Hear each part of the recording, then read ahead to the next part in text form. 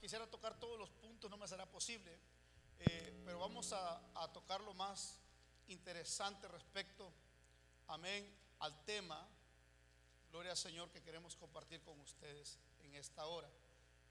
Jeremías capítulo 2, versículo 1 al versículo 2, si nos ponemos de pie y le damos lectura en el nombre del Padre, del Hijo y del Espíritu Santo, amén. Nos ponemos de pie en reverencia al Señor y a su palabra. Dice la escritura de la siguiente manera: vino a mí palabra de Jehová diciendo, anda y clama a oídos de Jerusalén diciendo, así dice Jehová, me he acordado de ti, de la fidelidad de tu juventud, del amor de tu desposorio, cuando andabas en pos de mí en el desierto, en tierra no sembrada. Santo era Israel a Jehová, primicias de sus nuevos frutos. Todos los que le devoraban eran culpables, mal venía sobre ellos, dice Jehová. Para que agarremos contexto y nos entendamos, continuemos un poquito. Oíd la palabra de Jehová, casa de Jacob, y todas las familias de la casa de Israel.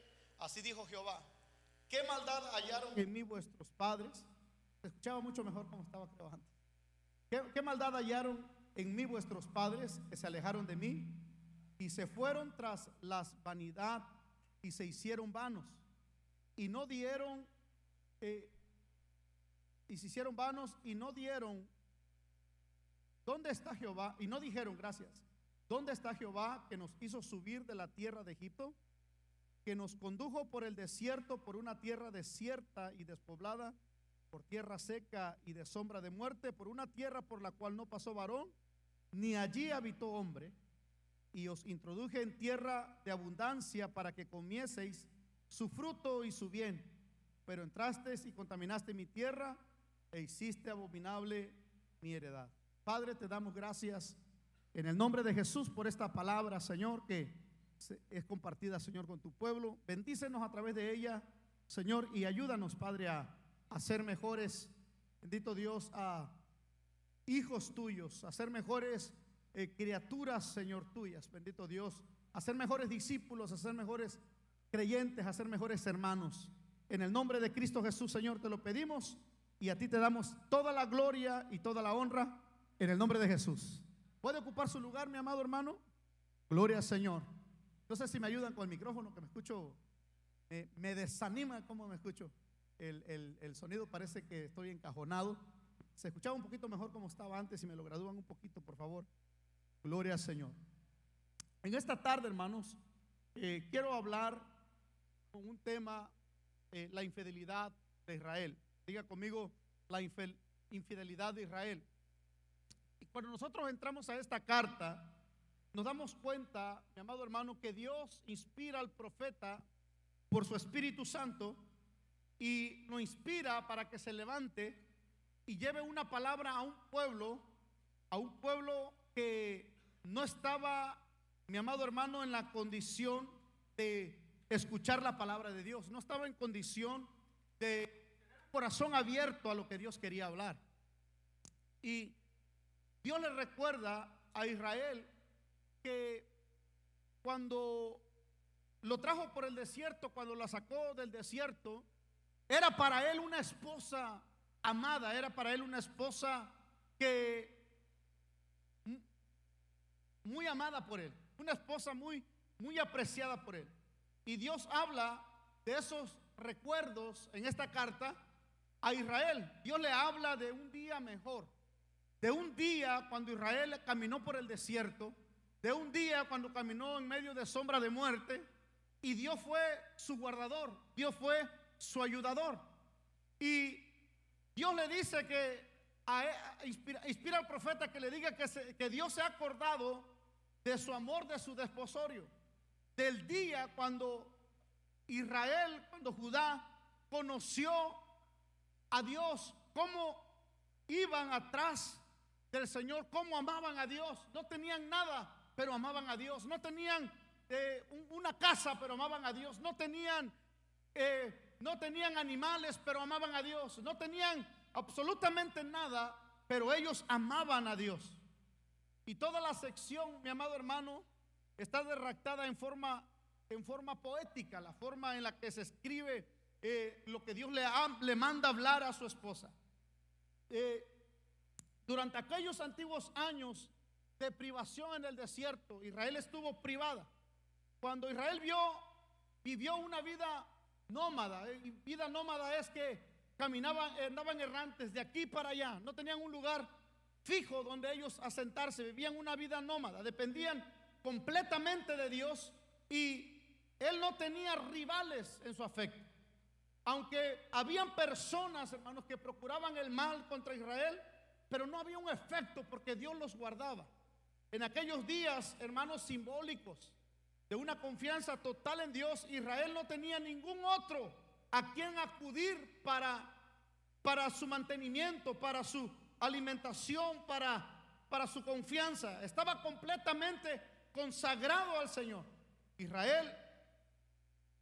Y aunque esto pasaba en tierra de sombra, lo cual significa que aún no era un pueblo agrícola, lo que significa que más tarde, hermanos, tuvieron una civilización más estable, es decir, después de llegar a Canaán, empezaron a depender de todas las cosas materiales, de las cosas que ya, es más, hallaron vides, hallaron viñas que ya estaban sembradas, hallaron un territorio preparado para recibir gente, habían casas ya levantadas, y ellos llegaron tan sencillos, tan humildes, por su vida de esclavitud, su vida anterior que tuvieron en Egipto, confiando ellos confiaban en Dios, ellos toda su confianza era en Dios. Pero ahora que ellos entran a Canaán, Israel empieza a poner su confianza en seguridades secundarias. Diga conmigo, seguridades secundarias. Y esas seguridades secundarias, mi amado hermano, quiere decir que pusieron su confianza en algo que no es Dios. Pusieron su confianza en el dinero, pusieron su confianza en sus vides, en sus sembrados, en sus tierras. Pusieron su confianza en todo aquello que les traía beneficios económicos. Esos eran sus seguridades secundarias, y de esa manera, poco a poco, Israel comenzó a ir en pos, hermanos, de su afán. Su corazón se volvió afanoso, empezaron a ir atrás de las riquezas, empezaron a ir atrás de lo material, y esas seguridades secundarias los apartó de su primer amor. Los apartó de su primer amor. Pero díceles el profeta inspirado: en aquellos días antiguos, bajo la mano de mi siervo Moisés, santo eras Israel a Jehová. En el versículo 3, santo eras a Jehová. Esto significa que era santo porque pertenecía a Dios, y era un pueblo que no le ponía reservas a Dios. Era un pueblo completamente entregado a Dios. Era un pueblo, mi amado hermano, que en una santidad, hermanos, de devoción hacia Dios, ya que estaban separados de los demás pueblos, estaban separados de las demás naciones, y ellos, hermanos, su Dios era el que los había sacado de Egipto, el Dios que les abrió el Mar Rojo, el Dios que les abrió el Jordán. Ellos conocieron a Dios. Pero pasó el tiempo. Diga conmigo, pero pasó el tiempo. Qué terrible, hermano. El tiempo puede pasar para bien o puede pasar para mal. El tiempo, hermanos, cambia a las personas, tanto físicamente como en su personalidad y en su conducta. Pero también las cosas materiales tienden, hermanos, a cambiar la mente y el corazón de muchas personas. Israel, mi amado hermano, las cosas materiales le cambió el corazón, y al cambiar el corazón cambiaron al Dios de su juventud. Las cosas materiales, hermanos, pueden ser de mucha bendición, pero también las cosas materiales pueden ser de mucha maldición y apartarnos del camino de la verdad, apartarnos del amor de Dios. Todo aquel tiempo, mi amado hermano, que Dios los condujo en el desierto, ellos, su conducta honraba a Dios. Ahora, ya que estaban en Canaán, su conducta ofendía a Dios. Su carácter cambió, su identidad cambió. Todo el tiempo Dios estaba hablando en aquellos días Dios, tratando con su corazón, hablaba palabras a su corazón, pero sin embargo miramos que en ese trasfondo histórico donde Dios le habla a su nación, miramos, mi amado hermano, que ya era una nación infiel, una nación, mi amado hermano, que no fue fiel a los votos matrimoniales, una nación que no fue leal al pacto con Dios, los pactos que hizo en el Sinaí. Miramos de muchas maneras los cambios, pero Jeremías, hermanos, insistía en la verdad.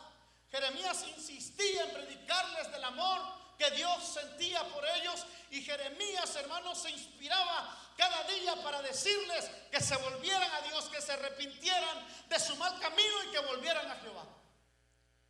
Jeremías hablaba, y miramos, hermanos, que en el capítulo 2, versículo 4 y el versículo 8, miramos la ingratitud por las grandes liberaciones que Dios había hecho a favor de Israel. La ingratitud. Qué hermoso es ver gente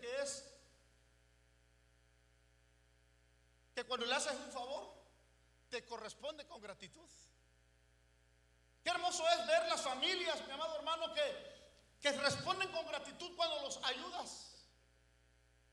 Qué hermoso es ver las personas, hermanos, que son amables con las personas que les han hecho un favor. Israel, Dios, mi amado hermano, les había dado tanta bendición, pero había ingratitud en el corazón.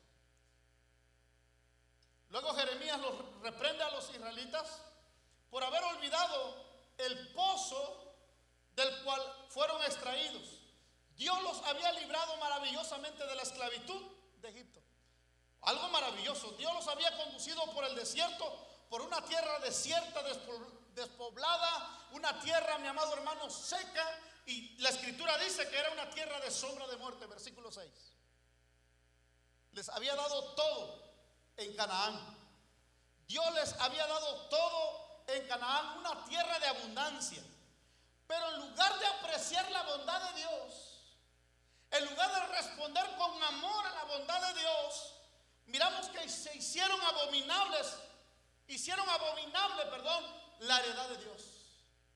Se hicieron rebeldes con Dios e hicieron abominable su heredad. Los jefes de la nación, dice la escritura, los principales habían sido los jefes de la nación, habían sido los principales transgresores de los mandamientos de Dios. Los sacerdotes, versículo 8, y los que se ocupaban de la ley, los principales transgresores, dice, no me conocieron. Eran los que predicaban, pero no conocieron a Dios. Eran los que ministraban en el templo, pero no conocían a Dios. Eran los que ministraban al pueblo, pero no conocían a Dios. Eran los que se dedicaban al sacrificio, pero no conocían a Dios. No me conocieron. La historia nos enseña que esa nación siempre empieza a morir por arriba. Así sucedió con Israel. Los pastores, el liderazgo, los conductores, luego los profetas eran culpables, lo mismo que los sacerdotes, y en lugar de volverse al Señor, que había sido su gran benefactor, su gran ayudador, en muchas ocasiones miramos que los jefes religiosos adherían dioses ajenos, ídolos, que los llevaban a que los adoraran, dioses falsos como los Baales, y levantaron sacerdotes a Baal y los adoraban. Y esta extraña conducta, hermanos, de Israel hacía que Dios preguntara. Dios se pregunta: ¿qué maldad hallaron en mí vuestros padres? ¿Qué maldad hallaron en mí vuestros padres que fueron tras la vanidad? Vanidad significa nada. Dios significa todo. Pero ellos se fueron tras la vanidad. Mi amado hermano, el dinero es nada. Las cosas materiales es nada. Mi amado hermano, las cosas materiales pasan. Mi amado hermano, la fama tarde o temprano se acaba. Mi amado hermano, la belleza tarde o temprano se termina. Pero Dios sigue sentado en su trono. El único eterno es Dios. Aleluya, el único eterno es Dios.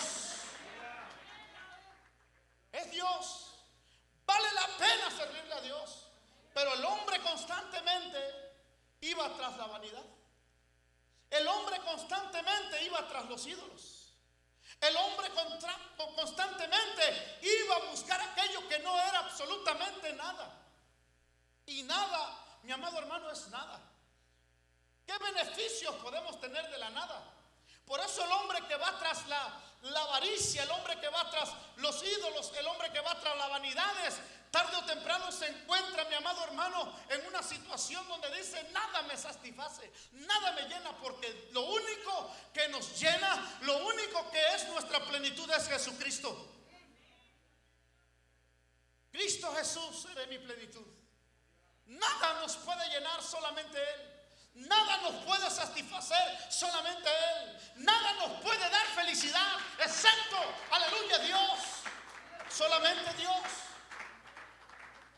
Razón tenía el salmista que compuso: solo Dios hace al hombre feliz. Nada puede hacer al hombre feliz. Los placeres pasan. Todos se acabarán en esta vida. Pero un día quedaremos frente a Dios desnudos delante de Él. El Dios que nos formó, el Dios que nos creó. Un día estaremos delante de Él. Y miramos que todo el liderazgo se fue tras la avaricia, se fue tras la vanidad. Eran culpables todos, lo mismo que los sacerdotes. Y en lugar de volverse al Señor, mi amado hermano, se fueron tras de los ídolos. Y Dios dice: ¿qué maldad hallaron en mí? ¿Qué maldad hallaron en mí vuestros padres? Hermanos, ¿hay algo malo en Dios? Para no buscarle, para no seguirle, para no servirle, para no amarle. ¿Hay algo malo en Dios? Dios es bueno, Dios es santo. Dios, mi amado hermano, lo es todo para nosotros. Pero ellos se fueron tras la vanidad. Y la vanidad se aplica a los ídolos, se aplica al materialismo, se aplica, mi amado hermano, a todo tipo de inmoralidad. La respuesta a esta pregunta es que en Dios, mi amado hermano, no podía hallarse ninguna maldad, sino que un ruin espíritu de ingratitud caracterizaba a Israel. Esa actitud ingrata era la que había abierto los diques, los muros de una gran nación, una nación poderosa. Ahora que empezaba a confiar en los ídolos, se vio tan débil. La nación que parecía indestructible se miró débil. La nación que se miraba poderosa se miró como nada. Perdió su valor. La nación que tenía un valor indescriptible perdió su valor. Sin Dios, dile al que está al lado tuyo: sin Dios no somos nada. Sin Dios no somos nada. Vale la pena servir a Dios. Joven, niños, vale la pena servir a Dios. Vale la pena ir en pos de Él, de aprender a amarlo. Vale la pena. Los mejores años de tu vida van a ser los que te consagres a Dios y le sigas de verdad, con amor, aceptando su voluntad, aunque a veces nos duele su voluntad. Y miramos a Israel, su gratitud. Se volvió, dice la escritura, podemos decir, se volvió una nación antinatural. Vamos a mirar qué es una nación antinatural. A pesar de la ingratitud de Israel, Dios no la abandonó. Dios no abandonó su nación. Era una nación delincuente, era una nación malvada, pero Dios no la abandonó. Versículo 9. El versículo 9 de lo que hemos leído de Jeremías capítulo 2 dice: voy a contender contra ti. Y ese contender, mi amado hermano, es peligroso, porque es alguien que no está dispuesto a rendirse. Es alguien que no está dispuesto a perder lo que es suyo. Y por recuperar aquello que es suyo está dispuesto a hacer cualquier cosa. Y Dios está dispuesto a contender con su propio pueblo, a contender con el liderazgo. Es decir, Dios va a contender con ellos hasta que se vuelvan a Él. ¿De qué manera se van a volver? Dios dice: voy a usar naciones poderosas. Aquellas que piensas que no son nada van a venir y te van a destruir. Te van a llevar cautiva, te van a poner yugo, te van a llevar esclava, te van a traer preso. Y entonces te voy a llevar a una nación extranjera para que me conozcas, para que te arrepientas, para que te vuelvas a mí. Israel dijo, no nos importa lo que quieras hacer. Seguía con un corazón duro, porque se creían indestructibles. Se creían, mi amado hermano, que Dios no iba a hacer absolutamente nada. Le decían a Jeremías, Jeremías, profetízanos. Y Jeremías profetizaba y dice, no nos volveremos. No nos vamos a volver a Dios. Y miramos, mi amado hermano, que esta nación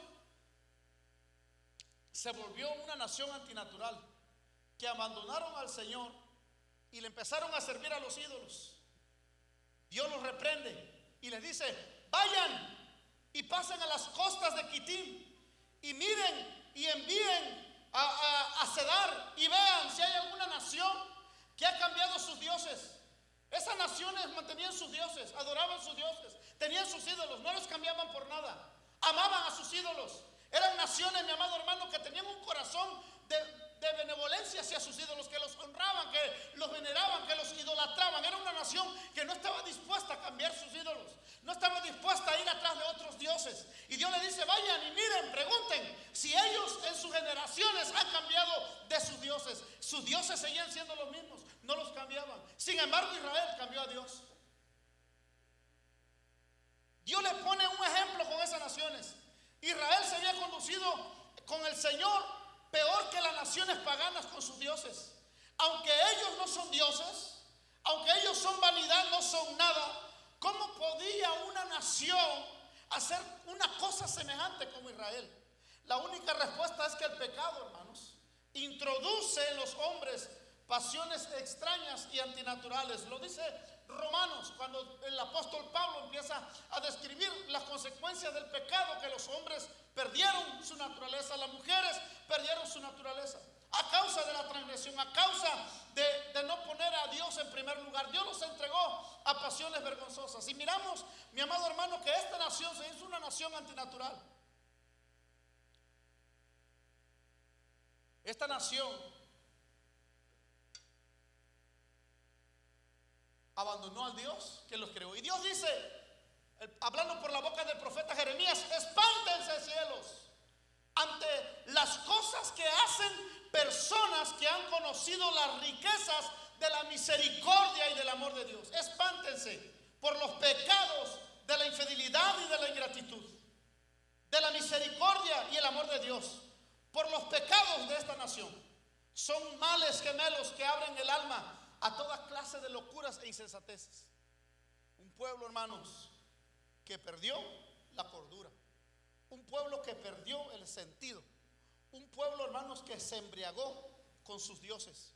Abandonaron la misericordia de Dios, abandonaron la benevolencia de Dios por las riquezas, abandonaron el amor de Dios, la misericordia de Dios, por un espíritu de infidelidad e ingratitud. Pero Dios continúa diciéndoles en el versículo 13, si tiene su Biblia o en la pantalla, el versículo 13 dice, dos males ha hecho mi pueblo.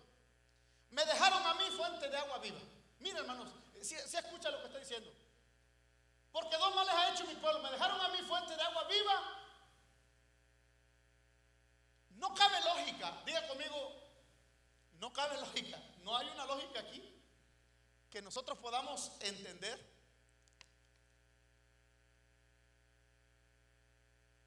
Con el corazón de Israel. Imagínate, hermano, que estás en un desierto y que tienes, mi amado hermano, una fuente de agua viva, un manantial que fluye agua, y ellos, mi amado hermano, dejan esa fuente y se van a otro lugar, a unas cisternas rotas que no tienen agua. ¿Qué sucede, mi amado hermano, cuando nos vamos en un desierto y no hay agua? Nos morimos de sed. Nos morimos de sed. Y no cabe lógica estar en un lugar donde hay agua dulce que te va a sustentar mientras estás en esos días calurosos en medio de un desierto, pero tú dices, me voy a la otra fuente, a una cisterna donde no hay aguas, pero yo quiero estar ahí. Dios refiriéndose a los ídolos que no traen contentamiento al corazón del hombre. Dios refiriéndose a las riquezas que no traen contentamiento al corazón del hombre. Dios refiriéndose a las cosas materiales que no traen contentamiento al corazón del ser humano. Cisternas rotas. Diga conmigo metáfora, porque aquí es una metáfora. Y esta metáfora, hermanos, adquiere mayor significado cuando se recuerda que Palestina era una tierra árida. Una tierra árida donde no había mucha agua. Había agua, pero había muy poca agua. Dejar una fuente que fluye agua fresca y cristalina y cambiarla por las aguas estancadas y putridas o podridas, como decimos nosotros, de una cisterna es irrazonable. Dejar la mejor agua, hermanos, por aguas estancadas, hediondas, apestosas, llenas de bacterias, no cabe lógica. No hay lógica. No hay lógica. ¿Cómo es posible que pueda haber gente que cometa semejante locura de dejar un lugar, hermanos, donde está fluyendo agua de una roca y forma una fuente y se va a un lugar donde hay una cisterna de agua estancada por muchos años, que tiene todo tipo de bacteria y todo tipo de mal, pero ellos quieren estar tomando agua de esa cisterna? No cabe en mi lógica, no cabe. Es algo irrazonable. Lo haría una persona que no está bien en sus 5 sentidos, una persona que está ebria, una persona que ha perdido la razón. Y miramos, mi amado hermano, que si es una cisterna rota, es que aún que es una cisterna y está rota, no tiene agua. Tal acción es inimaginable. Pero los dioses a los que Israel había acudido, las riquezas en las que Israel había puesto su confianza, las vanidades en las que Israel había puesto su fuerza, mi amado hermano, son precisamente inútiles. Pastor, explíqueme. Hay gente, mi amado hermano, hay una enfermedad que se llama cáncer. Y esta enfermedad, mi amado hermano, ni el más rico del mundo puede pagar para que le desarraiguen el cáncer cuando ya está avanzado en el cuerpo humano. Ni todo el dinero del mundo puede curar un cáncer.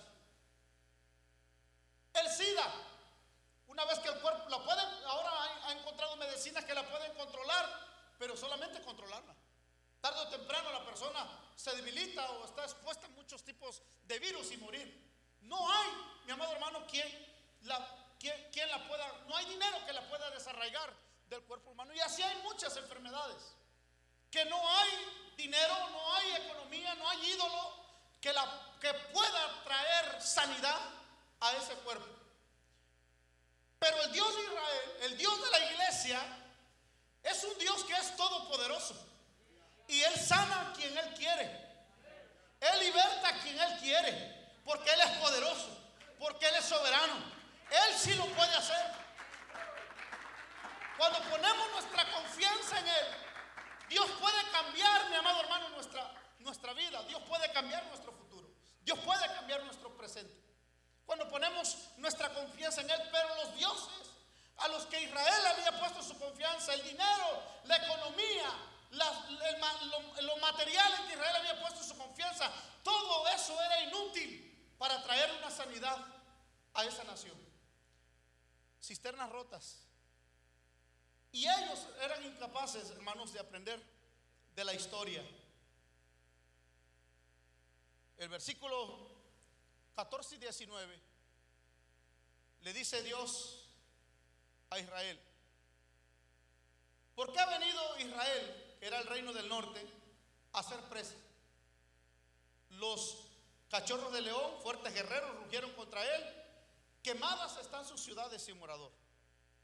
Es porque el reino del norte tuvieron tantas desventajas. Era solo un pobre esclavo nacido en la familia de Dios. ¿Tenía desventajas? La respuesta, hermanos, es no. Israel no tenía desventajas, tampoco era esclavo. Israel ha tenido todas las ventajas porque Dios estaba de su lado. Escucha bien esto. Nosotros, hermanos, cuando tenemos a Dios de nuestro lado, tenemos todas las ventajas. Ninguna arma forjada prosperará contra aquel que está en Dios. ¿Cuántos han leído el Salmo 91? Salmo precioso. Bueno, ahí nos dice que el que está en él, bajo su abrigo, bajo su sombra, no es un amuleto que tú puedes abrir la Biblia, Salmo 91, no importa cómo viva, pero yo creo en ese salmo. No, tienes que estar escondido en él, tienes que estar refugiado en él. Pero Israel, hermanos, cuando Jesús viene y lo confronta, le dice: ¿cuántas veces envié profetas para hablarte a tu corazón, para prevenir todo tipo de males, pero no quisiste? He aquí tu casa, tus muros, todo te dejo desierta, te dejo sin protección, te dejo sin muro. No los muros, hermanos, físicos, sino los muros, hermanos, espirituales que Dios pone a nuestro alrededor. Dios le dijo: te quito los muros. ¿Cuántos se acuerdan de un hombre llamado Job? Dios lo guardó porque Job tenía su confianza en él, pero Israel poco a poco fue perdiendo su confianza en Dios. Cuando tenemos a Dios a nuestro lado, tenemos muchas ventajas sobre el enemigo. Cuando tenemos a Dios de nuestro lado, tenemos muchas ventajas contra el adversario. Cuando tenemos a Dios de nuestro lado, mi amado hermano, aleluya, tenemos un favor, aleluya, mucho más grande. Aleluya, la palabra de Dios dice: Él va como gigante delante de ti. Por un camino vendrán tus adversarios, pero por 7 los dispersará Jehová. Es al Dios que nosotros le servimos. Pero nosotros, como Israel, muchos en este tiempo le han dado la espalda a Dios. Y Dios introduce su argumento, especialmente para los hijos de Judá. Los hijos de Memphis, de Tafnes, dice: te quebraron la coronilla. La coronilla. ¿Acaso no has procurado esto para ti mismo? Casi se puede ver a los hombres de Jerusalén dar un respiro. Aquí se hace una referencia a la vergonzosa derrota de los ejércitos de Judá por Necao, cuando el rey de Egipto, en la batalla de Megido, cuando fue muerto Josías, dice: ¿por qué le sucedió esto a Judá? ¿Y cuál es la razón de que Israel haya sido llevado en cautividad? La respuesta de Dios es la misma en ambas situaciones. En ambas naciones han dejado a Jehová tu Dios. Has dejado a Jehová tu Dios. A pesar de las humillaciones, aún Judá, un partido pro egipcio, así como un partido pro asirio, que tuvieron sus alianzas con las naciones de Egipto, de Asiria, y Dios lo reprende. O sea, ¿por qué buscas hacerte fuerte con los asirios? ¿Por qué buscas hacerte fuerte con los egipcios?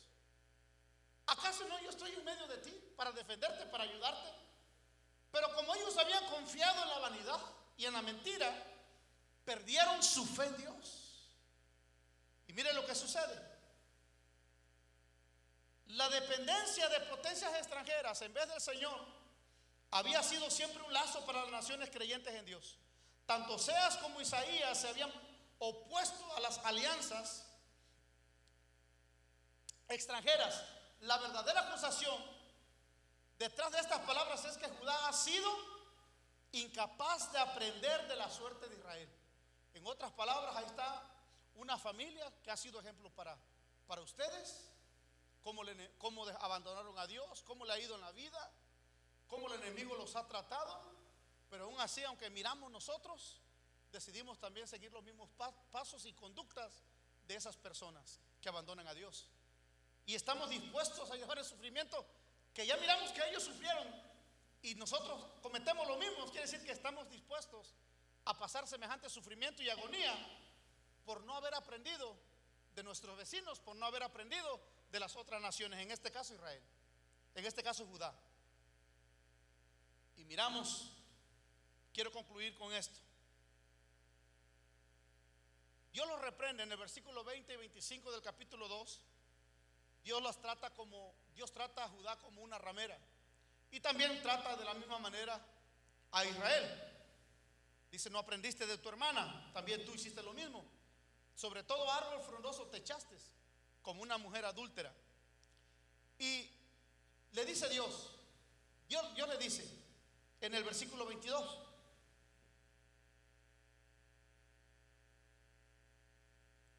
le dice a ellos, déjame ver si estoy muy bien.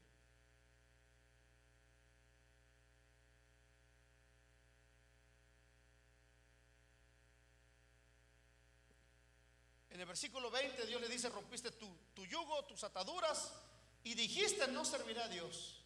Dice ahí, no serviré. Con todo eso, sobre todo collado alto, debajo frondoso, te echabas como ramera, te planté de vid escogida, simiente verdadera toda ella, como toda ella. ¿Cómo pues tú me has vuelto sarmiento de vid extraña? Y es una involución. Cuando la persona hace un retroceso en su vida espiritual, en lugar de tener un crecimiento, una formación, porque Dios está trabajando. ¿Cuántos creen que Dios está trabajando en nosotros? ¿Cuántos creen que Dios nos está transformando a la imagen de Cristo? Bueno, muchos le llaman a esto la evolución espiritual en el creyente, pero la evolución es que nosotros vamos en un retroceso. En lugar de que nosotros manifestemos el carácter, el amor, la gracia, la compasión, la misericordia de Dios, hermanos, es todo lo contrario. Practicamos la injusticia, la impiedad y toda clase de idolatría y de vanidad. Entonces a eso se le llama una involución espiritual, que vamos en retroceso o que paramos, hermanos, el proceso de una formación de algo o de alguien. Entonces Israel, mi amado hermano, en lugar de continuar como una planta, una vid escogida, hermosa ella, que ha sido plantada en el huerto de Dios, Dios esperaba que le diera fruto verdadero, pero en el proceso, al lugar de evolucionar y avanzar hacia el proceso de su desarrollo, se detiene y hace una involución, un retroceso, y comienza a dar sarmientos, pero de vida extraña. En otras palabras, caracteres que no son de acuerdo a la voluntad de Dios, acciones que no son de acuerdo a la voluntad de Dios, pensamientos que no son de acuerdo a la voluntad de Dios. Entonces Dios le dice a Israel, aunque te laves con lejía y amontones jabón sobre ti, la mancha de tu pecado permanecerá aún delante de mí, dijo Jehová el Señor. ¿Cómo puedes decir no soy inmunda? Nunca anduve tras los Baales. Mira tu proceder en el valle. Conoce lo que has hecho. Dromedaria ligera, que tuerces el camino. Mira cómo la trata Dios. ¿Cuántos saben que es una dromedaria? Levante la manito. Dromedaria. ¿Alguien levantó la mano? Dromedaria. ¿Cuántos conocen esos animales hediondos, apestosos, que usan mucho en Israel, que los montan como nosotros aquí, los tejanos usan caballos, ¿no? ¿Allá qué cosas usan ellos? Bueno, esas son dromedarias. Hablando de camellas, camellos hembras, jóvenes que andan en celo. Entonces la compara a Judá como una dromedaria ligera, que anda en celo, que no le importa, ¿no? Desvergonzada. Y Dios le dice, aunque te laves con lejía, hermanos, era un químico antiguo que se usaba para quitar las impurezas, las manchas en las ropas. Aunque te laves con lejía, aunque te laves con ese químico, aunque te laves con ese líquido, tu pecado va a permanecer. Aunque te laves con todos los jabones que puedas encontrar, tu mancha de tu pecado siempre estará sobre mí. ¿Por qué? Porque ellos se lavaban y decían, no hemos hecho nada. No hemos hecho nada. Y muchas veces, hermanos, nosotros pensamos que Dios nos dará como por inocentes, porque nosotros mismos nos hacemos nuestra mente y decimos, no hemos hecho nada. Y nuestro pecado está delante de Dios. Nuestra maldad está delante de Dios. Y Dios nos compara, hermanos, como una dromedaria, como una vestimenta con una mancha, como un camello que anda en celo, buscando alguien, un macho que la complazca. miramos que Dios le dice a su... ¿Cuántos están aquí todavía? Mira tu proceder, le dice. Creo que esto es la clave. Mira tu proceder.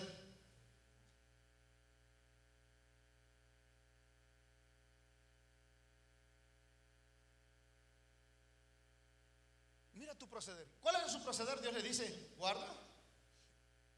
Andas como una dromedaria en el desierto, como una asna montés, cuando estás en celo. Eres impetuoso, Israel, que de nada vale ninguna restricción. Te precipitas en tu obstinación. La primera mitad del versículo 25 le exhorta Dios a la salvación. Le dice, guarda tus pies de andar descalzos y tu garganta de la sed. A todos los que le ruegan que cambie, les das respuesta. De los que están confirmados en el pecado, no hay remedio de ninguna manera, porque a extraños has amado y tras de ellos quieres ir. Así como el pecado, hermano, sin restricción, escucha esto, el pecado sin restricción lo lanza a uno en una eterna desesperación. La persona que se involucra en el pecado, que abandona a Dios y que constantemente está en el pecado, se vuelve una persona, mi amado hermano, que entra en una desesperación. Es una persona que quiere romper sus ligaduras. Es una persona, mi amado hermano, que no haya en qué forma liberarse de la gracia, del amor de Dios. Es una persona que quiere salir huyendo como una dromedaria, como una asna montés, buscando dónde ser complacido. Y Dios le dice a esa nación: ustedes han elegido deliberadamente su camino. No es que yo no los quiera perdonar, ustedes han elegido. Con plena conciencia, ustedes han elegido lo que implica la gratificación del pecado, del yo carnal. Ustedes saben las consecuencias del pecado. Ustedes saben las consecuencias. Ustedes no quieren ser corregidos. Ustedes mataron a espada a los verdaderos profetas. Dios comienza a decirles su maldad. Porque ha dicho mi pueblo, somos libres, nunca más vendremos a ti. Imagínense, están confrontando a Dios, somos libres, nunca más vendremos a ti. Este pueblo tenía un espíritu, hermanos, de rebeldía. De rebeldía. Se olvida la desposada de sus galas, le dice Dios. No, a ver cuántas hermosas hermanas aquí se han olvidado del día de su boda, o el día de su secuestro. ¿Cuántos han olvidado ese día maravilloso, hombre de Dios?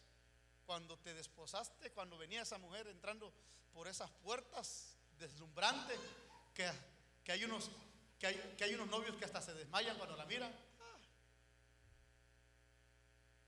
Y la mujer llena de emoción entra a recibir a su amado, pero Dios le dice: ustedes se olvidaron de mí. Se olvidaron de sus bodas, del día de su boda. Ustedes se han olvidado de mí. Y escucha esto es muy importante que lo escuches. Para Judá, la práctica de su religión era una mera cuestión de conveniencia. Qué feo, hermano, es caer ahí. Por conveniencia. Quiero que dijeras esto. Para Judá, la práctica de su religión, o sea, seguían ahí por conveniencia. ¿Por qué les convenía? Su corazón ya estaba allá afuera, en el mundo, tras sus dioses, fornicando bajo todo árbol frondoso, como dromedaria ligera, como asna montés. Así era su vida con sus ídolos, pero seguían en el templo por conveniencia. Y qué triste, hermano, es vivir una vida por conveniencia a Dios, por conveniencia de lo que Dios, de lo que podamos recibir, o no sé qué pensamientos hay en una persona que solamente sirve en su religión, en su práctica de lo que cree, por solamente conveniencia. El Señor era quien podía ser utilizado según ellos. Miraban a Dios como algo que se puede utilizar y desechar al mismo tiempo. ¿Cuántos se acuerdan de las cámaras amarillas? Una vez que las revelaba, ya las tiraba, ya no servían para nada. Y así a veces pensamos que es Dios. ¿Cuánta gente en los años que hemos estado pastoreando, cuánta gente, hermanos, que solamente cuando hay una necesidad se acuerdan que el pastor existe. Imagínense si se acordarán si Dios existe. Pastor, venga a orar. Y a veces uno lo hace con amor, pero a veces da un ligero, hermano, un ligero toque de celo, y da a veces en ese celo, a veces hablamos en ese celo de Dios, y la gente no soporta que uno le hable fuerte. Pero parece que Dios, cuando te necesite, yo te llamo. Dios no es el 911, no es un número de emergencia. No, Dios no es un 911 cuando lo necesite. No, hermanos, Dios es Dios. No es alguien que se usa y se desecha. Dios es eterno y soberano, es nuestro creador. Es nuestro creador.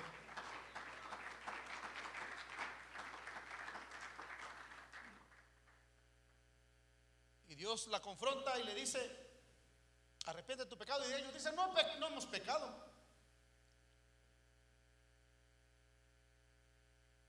Pero Dios en los últimos versículos, en versículo 37, dice: Judá llorará avergonzada con sus manos sobre su cabeza, en total dolor y desesperación.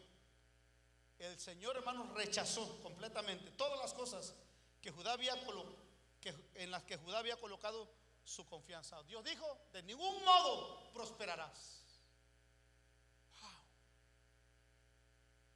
No, que Dios te diga a ti. ¿Se acuerda aquella cuando Dios los confronta? Le dice: tú echas tu dinero en bolsas rotas, echas tu dinero en saco roto, trabajas, lo único que te queda es el cansancio, no te queda dinero porque no me estás honrando a mí. Y Dios los confronta, y aquí los confronta y le dice: Dios, hagan lo que hagan, no van a prosperar. Y Dios le da una palabra, hermanos, de ruina y de juicio. Y le dice: van a despertar avergonzados. Va a ser demasiado tarde cuando clamen. Dice Dios: Judá has fornicado con muchos amigos. Versículo 31. Versículo 2 y 3 le dice: con tus fornicaciones has contaminado la tierra, has tenido frente de ramera, tan descarada como una ramera, y no quisiste tener vergüenza. Judá estaba ahora arraigada en su pecado. Pero yo quiero que miremos esto, hermanos. Dios le llama al arrepentimiento. Diga conmigo: Dios llama al arrepentimiento. Pero puede haber un arrepentimiento genuino y un arrepentimiento superficial. Nosotros decidimos qué tipo de arrepentimiento vamos a hacer. Si va a ser un arrepentimiento genuino, es que nos vamos a abandonar todo aquello que hemos puesto nuestra confianza y nos vamos a volver a Dios. Sin embargo, tristemente Judá optó por la segunda, un arrepentimiento superficial, desde el versículo 6 al versículo 11 del capítulo 3.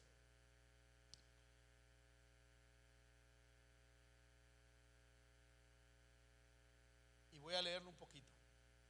Me dijo Jehová en días del rey Josías: ¿has visto lo que ha hecho la rebelde Israel? El versículo 6 dice: sobre todo monte alto y árbol frondoso hace su. Y luego Dios le dice en el versículo 8 que le dio carta de repudio, la había despedido. Y su hermana Judá, mirándolo, también fue y fornicó. Y también Dios le dio carta de repudio, porque adulteró, dice Dios, con la piedra y con el leño, versículo 9. Y luego dice: con todo esto su hermana la rebelde Judá no se volvió de mí de todo su corazón, versículo 10, sino que se volvió como fingidamente. O sea que qué tremendo, ¿no? ¿Sí está leyendo conmigo? Se volvió, pero fingidamente. Y Dios nos dice a nosotros: Dios no puede ser. Dios conoce nuestro corazón, hermanos. Dios conoce si le amamos o no le amamos. Dios conoce si le servimos porque le amamos o le servimos por conveniencia. Dios sabe si nos congregamos porque queremos adorarle, glorificarle, o nos congregamos porque solamente buscamos, hermanos, nuestros propios beneficios. Y termino con esto: se vuelve fingidamente, lo cual era realmente no volverse. Sí, no. Te vuelve fingidamente, pero realmente no volverse. La rebelde Israel, en comparación con la de leal Judá, le dice Dios se volvió, pero no se volvió sinceramente, sino fingidamente. Leo esto. En Judá vemos cuán peligroso es el arrepentimiento, hermano, superficial. Para un pueblo esclarecido, tal arrepentimiento es externo, no interno. Es solo en apariencia, no de hecho y de verdad. Agrava la culpa en lugar de reducirla. La persona es más falsa, más culpable, más decidida a hacer el mal y más difícil de cambiar que si nunca se hubiera pretendido arrepentirse. Diga conmigo: pero Dios estaba dispuesto a perdonar a su amada esposa. Y Dios le dice a su profeta, termino con esto: ve, ponte de pie, y le voy a pedir a los músicos que pasen. Vamos a cantar un canto: Cristo Jesús eres mi plenitud. Dice: ve y clama estas palabras hacia el norte y di: vuélvete, oh rebelde Israel, misericordioso soy yo, no guardaré para siempre el enojo. Reconoce tu maldad, has prevaricado y no oíste mi voz. Reconoce, le dice Dios en el versículo 13: reconoce pues tu maldad. El que encubre sus pecados, Proverbios 28:13, el que encubre sus pecados no prosperará, mas el que los confiesa y se aparta alcanzará misericordia. Yo te voy a invitar, hermanos, a que levantes tus manos delante de Dios.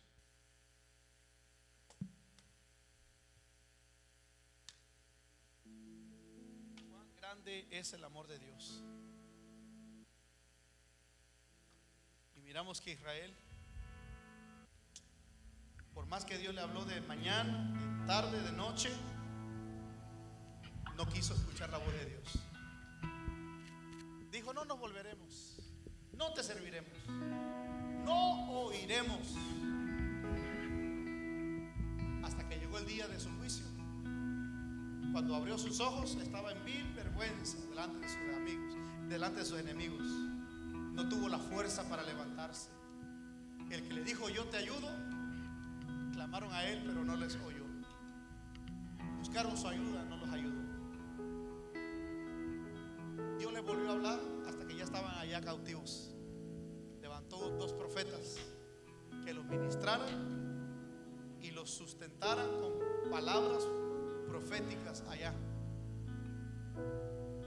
en la esclavitud. Aún hasta allá llegó el amor de Dios. Tan grande es el amor de Dios, hermanos. Mire, Dios le ama. ¿Cuántos quieren prosperar? Levante la mano. ¿Cuántos quieren prosperar? A ver, manténgala levantada. 3, 4. Hay gente que no quiere prosperar. Es triste eso, ¿no?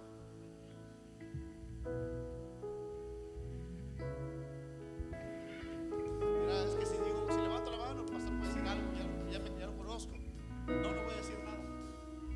No voy a decir nada que te confronte. Lo único que quiero decir es que si quieres prosperar, busca a Dios, sírvele a Dios, ama a Dios y honra a Dios. Dios te va a prosperar, Dios te va a ayudar. Van a venir males, van a venir enemigos, van a venir problemas, y en todo Dios te va a levantar. Pero si no quieres prosperar, ve en pos de tu corazón, en pos de la vanidad de esta vida. Haz todo lo que tú quieras hacer, todo lo que no es lícito, todo lo que no conviene. Entonces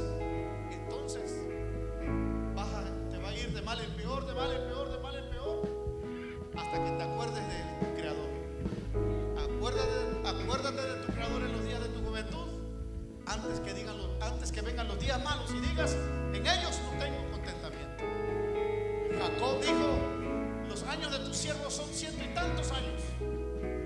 Malos en gran manera. ¿Por qué? Porque puso a Dios siempre en un lugar secundario. Pon a Dios en un lugar primario y vas a prosperar. Todo te irá bien. Y si pones a Dios en primer lugar y no te va bien, deja de predicar. Si pones a Dios en primer lugar y no te va bien, deja a Dios, no le sirvas. Pero mi amado hermano, aleluya, con Dios todo nos va bien. A todo le va bien al que honra a Dios con su vida. Levanta tus manos y dile: Señor, tú eres mi plenitud, te necesito. Si quieres hincarte ahí donde estás, si quieres venir al altar, dile: Señor, aquí estoy arrepentido, Señor. Me vuelvo a ti, Señor. Me vuelvo a ti con todo mi corazón. En el nombre de Jesús, te adoramos, Señor.